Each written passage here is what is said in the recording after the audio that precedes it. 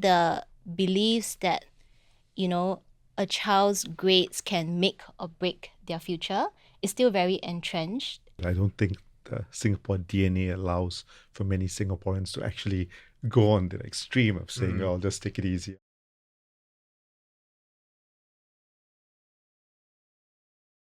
So hi guys, it's Steven here and welcome back to another episode of Heart of the Matter. Now let me throw a few numbers at you. 200,000 Singaporeans, 16 months of discussions, 180 pages. Oh, you guys know why we're here. But for those of you listening in, if you're not sure, it's the Forward Singapore Report. Now, if you're not sure what that is, well, it's basically a blueprint for an economic and social transformation of Singapore. In a way, I guess it's like the grand plan for where we see Singapore heading into in the future. The report is a culmination of a nationwide engagement exercise and it covers a lot of ground, but today we're just going to zoom in and focus on one aspect, the new Singapore dream. I remember when I was growing up, it was the 5 C's, talking about car, cash, credit card, country club, condo.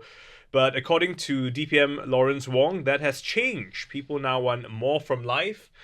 So we're wondering, how has this idea of a good life sort of evolved? What do people really want? And more importantly, what does that mean for the way the country will be governed? With me to chat about this are Dr. Mathew Mathews, head of IPS Social Lab. He's also a father of 3 sons. Hi. June Yong, lead of Insights at Focus on the Family Singapore, and also a mother of 3. Hi, nice to be here. Ho Ching Wee, a 25-year-old software developer. Hi, everyone. So I want to quote something from the report. It says, all parents would like their children to get ahead and do well in life, but how far should we go in pursuing these material goals? How much is enough? How do we avoid getting trapped in a vicious cycle of endless hyper-competition where we focus too much on keeping up or even trying to get ahead of others? So Mathew, is going to start with you. I mean, your work in IPS sees you keeping a close eye on social trends. Have you seen a shift in how success is measured today? If you look at it from a broad angle, you would see that we still care a lot about material success. We still, probably not the 5 C's. Mm-hmm. Country club, I don't think anybody cares about country club today. Credit cards, everybody has credit cards. It's so much easier to get one. But really, we still care a lot about consumer goods. We do care about the latest. Just the numbers speak for itself, right? How many new devices get sold whenever it gets launched. How many Singaporeans travel overseas and want to go to more and more exotic places. So we do still care a lot about experiencing and having material items. They're there. But then we do notice that some changes happen. If you look at our younger people, if you look at our polls, more of them express the fact that they would give some things up. So for instance, if you had to ask them about, would you work yourself to death or would you want to also have something more meaningful? Of course, they would say, more likely today to say, I would want to make sure I have got work-life balance, I have family, I have the other things I want to do. Work will not be dominant in my life. So some things have changed. On the edges, at least, people are more, things like values, other aspirations have become as important. Though I would not say that material things have dropped out completely. Okay, so one would argue that perhaps, the focus is, a little bit less on materialism. We need it to survive, but it's not the be-all and end-all. And Ching Wee, I saw you sort of smiling a little bit as you said that. And many young people like you, when they come to a job and they do the interview, they ask about work-life balance. They ask about working weekends. It's very much an issue. Is that the same for you? I would say yes. Transitioning from as a graduate to working, it's quite a difficult change when we have to work Monday to Friday, and I think maybe because school, where you do have public holidays and the year-end holidays, but when we transition to work life, there's no such thing. You're saying the structure is different. You don't have the same freedom anymore. Is that what you're implying? Yeah, I think that's something that we are not used to. And also, I would say a lot of us, when we come out to work, we kind of focus a lot on what is something that we want from our work. What's the purpose of, what's our purpose? Or there should be more than just more than just the money. That's what you mean. Yeah, and also like, the endless rat race, like working 9 to 5 until you die. Okay, okay. Yeah. So if I ask you now, what is your career path like? What is your end goal? What are you working towards? That's a question that I ask myself every day. Oh, Yeah. every day. Yeah, Wow. really. I mean, it's like a process of figuring out for yourself what do you want in your life. Giving value back to the society and to the community is very important to me. So, currently I'm like a software developer, and the reason why I decided to jump into this role is because I saw the demand from the society, the need to digitalize and how much it can improve like the entire society. Okay. June, let's bring you into this conversation because a lot of the narrative in this Forward SG report also speaks to, parents and families, and you speak to a lot of parents from all walks of life, and it is asking that we perhaps focus less on grades, which is something that in Singapore we all know is a very, very big deal. I mean, do you think it's going to be that easy? Can we just kind of like, change? Will parents be able to let go of that and sort of just say, okay, this could be something more without quite knowing exactly what? To be honest, I think I'm seeing small pockets of my community come up and talk about more than grades. So, for example, and I'm not talking about enrichment or sports or music, because that could be another rat race in itself, right? I'm talking about more of the character building in their children, Right. more of exposure to perhaps the needs in society, being sensitive to perhaps their friends who may come from difficult backgrounds that are different from themselves. But So I'm hearing a little bit more of that. I mean, yeah, so I'm sure all parents will start talking about how I want my kid to be more exposed and all that. But when push comes to shove, if they have to choose, okay, this afternoon you either go and volunteer and help these people at I don't know, some voluntary organization, or you go for tuition because your math test is coming up in 2 weeks. Yeah. Which are they likely to choose? Right? Unfortunately, it would most likely be the latter. It would still be the tuition. Right? Because, I mean, it's quite hard to pinpoint the reason why, but I think the beliefs that, a child's grades can make or break their future is still very entrenched. Although we are seeing, like I mentioned earlier, small pockets, small glimpses of people who are looking beyond that and, believing that learning can be a little bit more lifelong. Right. And can take different forms from what we traditionally know as the tried and tested, JC uni route. And I have come across friends like that. My friend who said, I'm going to, take his son out of school for a year to go and join the professional tennis circuit because he's a really good player, right? I mean, but many would argue this is people with privilege who have the resources to do it. Not everyone can do that. Yep, For everyone definitely. else, it's not even an option. Yep. And perhaps it's even more pressurizing, I would say, if, let's say, you yourself are struggling to make ends meet, and therefore you would be putting a lot of, expectations, a lot of hopes, and a lot of dreams on the next generation. And I think that's very normal if you were in a particular situation where you're struggling and looking to make ends meet, Yeah. right? So this new Singapore dream that we're talking about in the Forward SG report, I mean, Mathews, how realistic is it? Because while we want to dream and have all these greater ideals, at the end of the day, the bread and butter issues still matter. This need for holistic development is something that, a couple of years ago, and I think just as what June said, people have already been talking about this quite a bit. It's really about having the environment, the ecosystem that actually supports all this. So just like the question you asked just now, tuition versus going out to volunteer. Yeah. Today, it doesn't seem to be an option because, or at least for a long time, the structure is such that if you take time out, you may not be able to cope well. If you don't cope well in school, then therefore something disastrous happens. At least that's what people perceive. And you don't see the ecosystem that allows people to take that year out or focus on something else and still be able to get back on the escalator at the same time.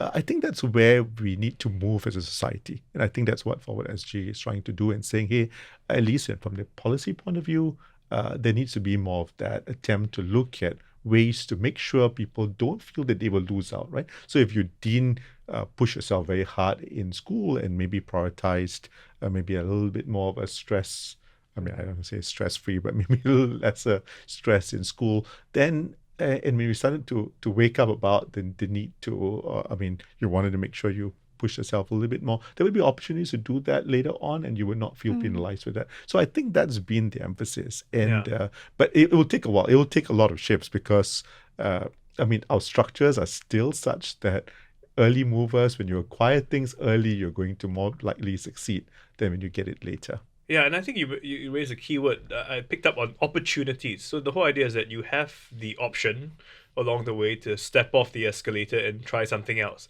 But in many cases, and we know this, when we get on an escalator, there's no sideways. You just either go from the beginning to the end. You can't get off right, halfway. And similarly in Singapore, I mean, how many people are going to get off halfway because they'll say, I'll lose out. I'll be like, Ching Wee, would you, if you were given the option now to an opportunity to do something more with your life, but it means stepping off your career path. You started the job, but an opportunity to do some meaningful work comes along, but it does mean you leaving your full-time job now. Would that be a consideration? I think actually it's something I have already done. Oh, okay. Yeah, so previously I was a marketer, and after questioning a lot about my purpose, what do I want from my career, I decided to transition to become a software developer. But that's Of because course. you see this job being more meaningful in the long run. Yes. So previously in my role, I was feeling a lot of doubt. I struggled with seeing value in the work that I do. From what I'm hearing, it's this idea that I think a lot more of Singaporeans would move between one thing to another because they might feel more valuable, right? Everybody nowadays to take a job nowadays, when they ask a supervisor what's valuable, what can I get out of this and learn and all that. But Yeah. I think I was also curious, what about jumping off to something, let's say you mentioned that social work interest. I mean, let's say that was there, would you have jumped onto it? And if it's not something was well paid and all that, would you take that?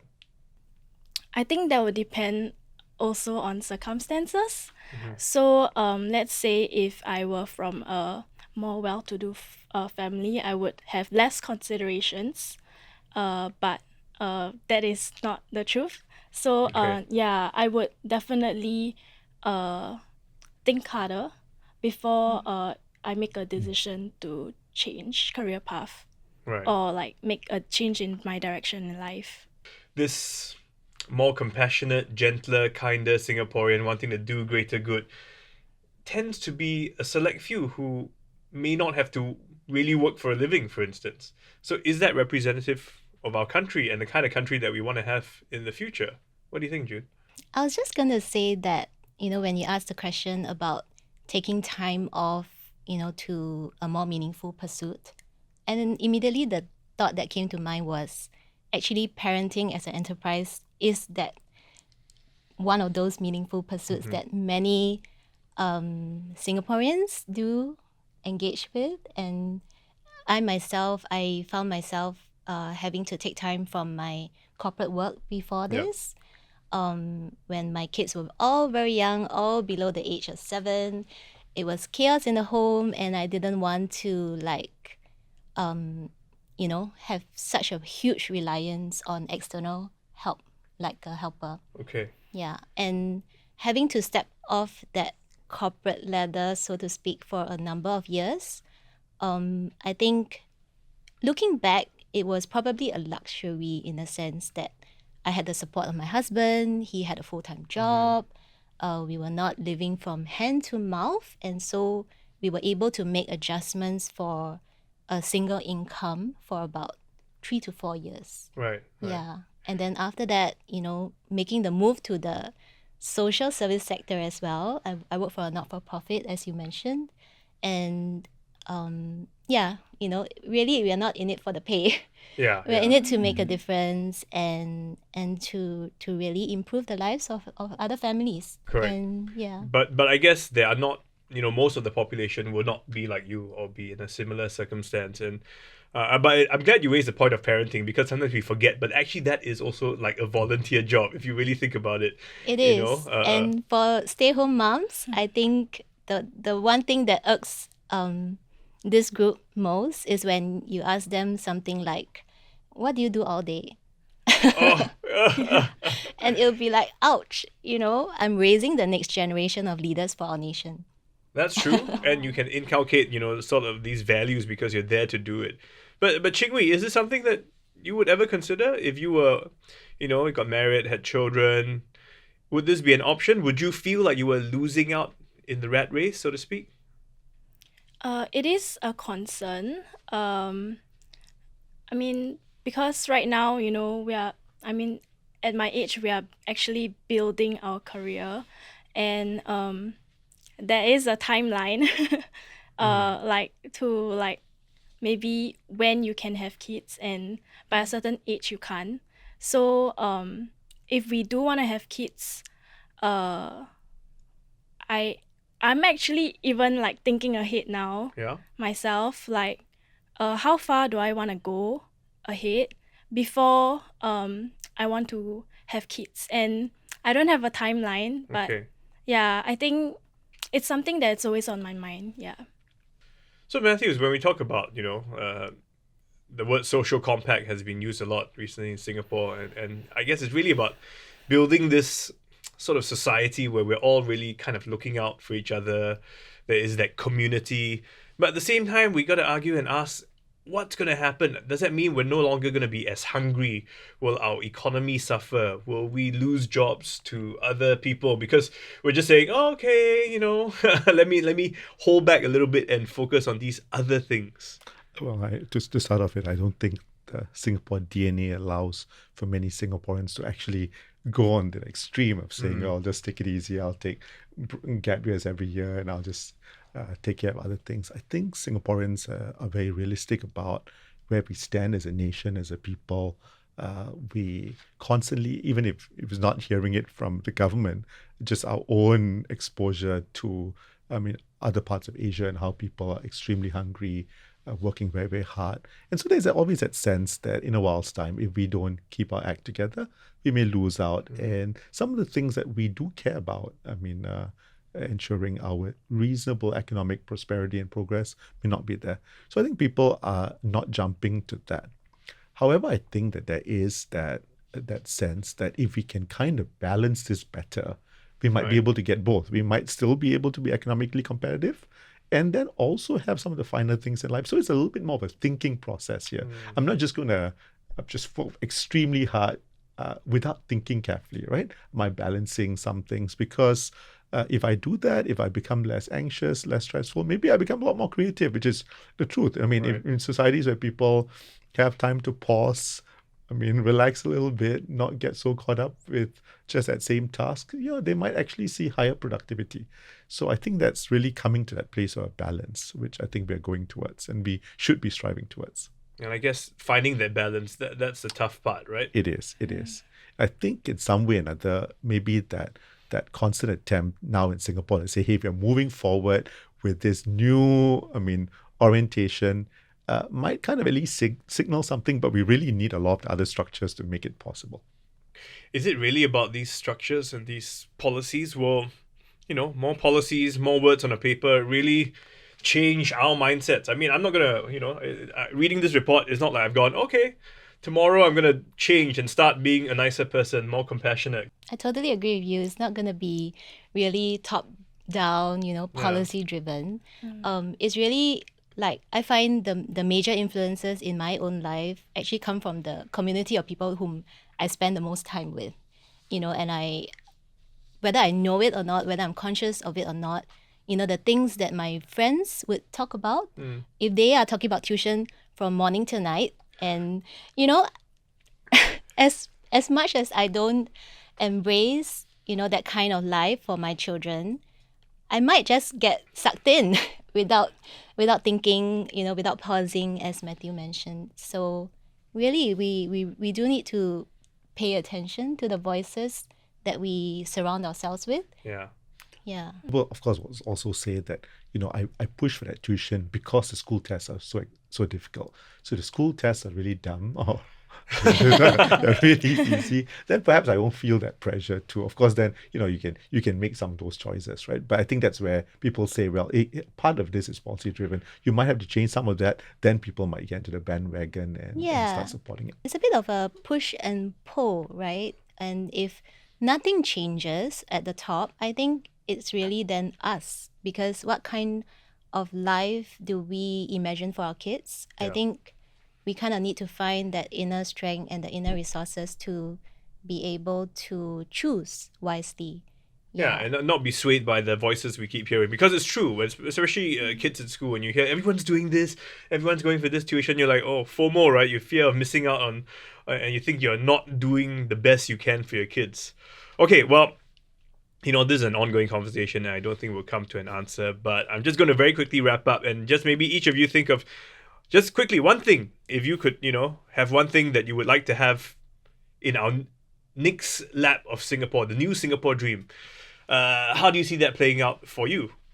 I think I'll wear my parenting hat, and the scary thing that I've observed among my peers and friends is that the youth are increasingly even busier than the parents. Right. And I wonder to myself, like, is this the kind of life and pace of life that I want the future generation to lead? Okay. So I would really hope to see that we would have a bit of a more balanced approach to life, a bit more compassionate on ourselves, to know that we are not machines. Right. And we don't have to keep striving in this way to really live a good life. We don't need the high life to live a good life. That's a good line. Mathews. Yeah, well, I hope we can increasingly become a giving society as more and more of us do well. I mean, that there'll always be that interest, willingness, and of course, will make, and that pleasure to be able to give back in every way possible. I think that would define us as a people and make us a lot more generous-hearted, and I think that would be a good spirit. I think I would like the workplace to be more open for discussion, more tolerant of having family responsibilities, and everyone feeling comfortable enough to talk about, what's your kid doing this weekend? How's your family? Do you need any support? Except it's now just, which tuition center are you using? You're like, have you heard of this one? So that's how they get their next lead. But yeah, this is a conversation, as we said, that is ongoing, and I think we all have different aspirations for the country, but at the end of the day, we want a country that I'm sure is more caring, more compassionate, one that we're looking out for each other a bit more, and not just really every man out there for himself. Those of you who are listening in, please send us your feedback. We're on social media. With this, going to be on YouTube as well. Leave us a comment. Let us know what you like or did not like. We would love to have some feedback from you. Thanks to my CNA podcast team. They are Jacqueline Chan, Jesselyn Tan, Joanne Chan, Crispina Roberts, Saya Win, and Tiffany Ang. Till next week, I'm Stephen Chia, signing out. Bye for now.